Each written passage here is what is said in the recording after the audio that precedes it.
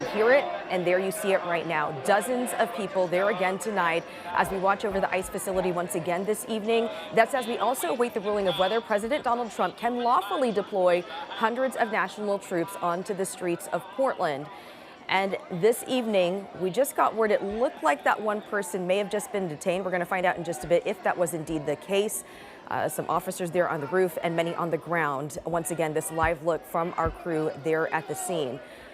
Thanks so much for joining us tonight for Queen 6 News at 11. I'm Elizabeth Din. This ruling on the troops deployment could come down from the Ninth Circuit Court of Appeals at any time. And earlier today, the panel of 3 judges pressed both sides on the limits of executive power. The state of Oregon's lawsuit claims President Trump overstepped his authority, saying protests were mostly small, peaceful, and handled by local law enforcement.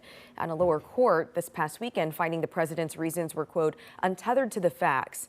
The government argues President Trump acted lawfully, but the judges, including 2 Trump appointees, questioning the evidence, noting Trump relied on reports from June to justify actions in September.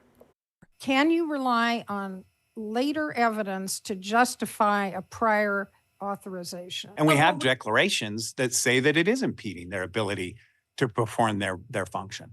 We have declarations that say we're short-staffed. We're having administrative difficulties because we don't have enough people. That is not a reason to bring the military into the streets of Portland or any other city in the United States. The judges giving no indication on when their decision could come down, but of course we will let you know when it does. And as we await the results of that hearing, well, the protest outside the Immigration and Customs Enforcement facility is staying put. Let's get to our Ariel Yakabazi live once again outside that facility. Ariel, you've been out there for weeks now. Tell us what you've been seeing and how it looks perhaps different than what you saw even over the summer. Hey, Liz. So we actually just saw something pretty intense just happen. Federal agents, they came out of the driveway, which is business as usual, but they appeared to make a targeted arrest. They went down this way and they ran all the way down trying to find that individual, but it's unclear if that person was found. But when they came back, we saw about maybe a dozen, maybe 20 cars come out of that ICE facility, and that's really what those federal agents were trying to block off. Now, it's been largely peaceful. Other than this, we've seen a lot of the same people out here really standing strong in what they say they believe in. And something we've also been seeing in recent weeks is a real push for community out here, neighbors helping neighbors, and not just here in South Portland, Liz, but across the Rose City.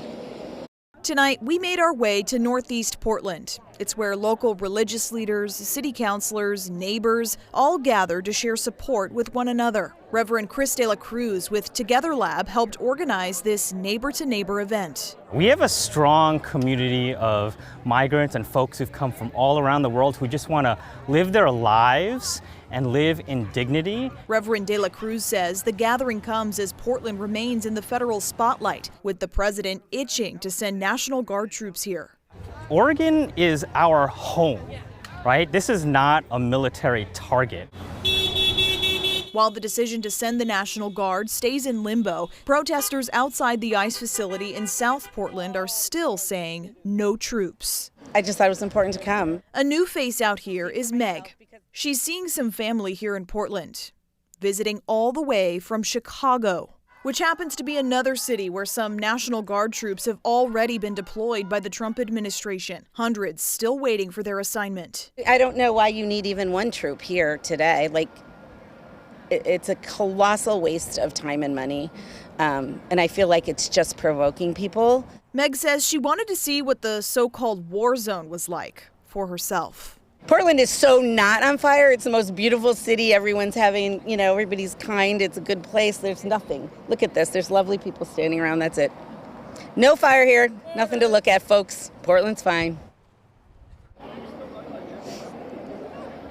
Okay, so things have calmed down for the most part. You can see someone blowing bubbles. People are wearing blow-up animal costumes as well. But things can get heated at times, especially between protesters and counter-protesters. That's something that we've been seeing over the last few weeks, a lot more counter-protesters. And we have social media influencers and self-proclaimed journalists out here as well. And so things can get pretty heated at times. And that's why Portland police have made dozens of arrests, upwards of 40 arrests over the summer. But that includes 4 arrests arrests just yesterday for harassment and pointing a laser at a police plane flying overhead. Now, Portland Police continues to have a beefed up presence here in South Portland, especially into the overnight hours. We've been seeing Portland Police bike cops. They've been here on scene as well as the community liaison officers as well.